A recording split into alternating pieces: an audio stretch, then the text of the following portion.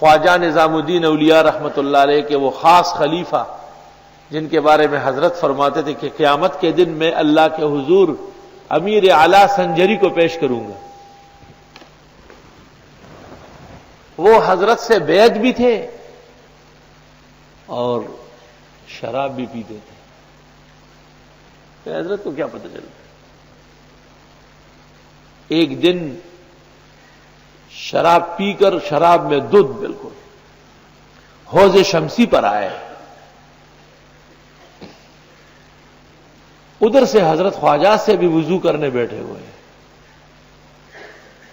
اس نے جو خواجہ صاحب کو دیکھا، شاعر تھا بہت زبردست، چیخ پڑا بے اختیار، سالہاں باشد کے ماں ہم صحبتیں،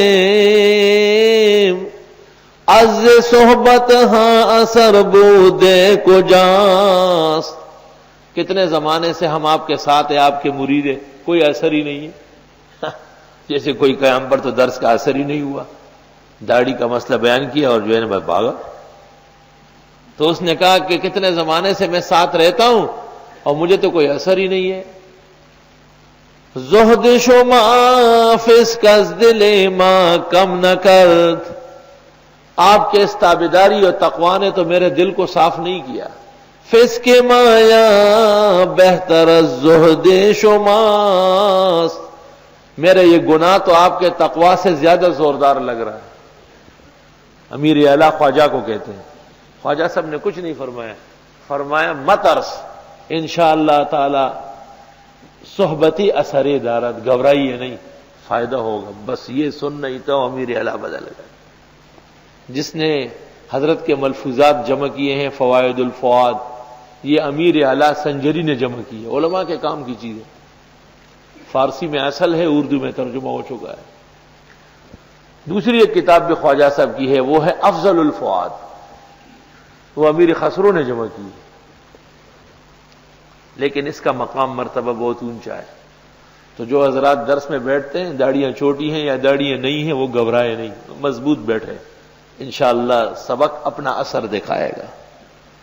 اس کے لیے توانائی چاہیے. یہ ٹھیک ہے کہ داڑھی صرف رکھنے کی نہیں کہ آج رکھ لی اور 10 دن بعد منڈا لی، جیسے یہاں لوگ رمضان شریف میں رکھ لیتے ہیں، عید کے دن منڈا لیتے ہیں خداوند تعالیٰ کو دھوکہ دینے کے لیے.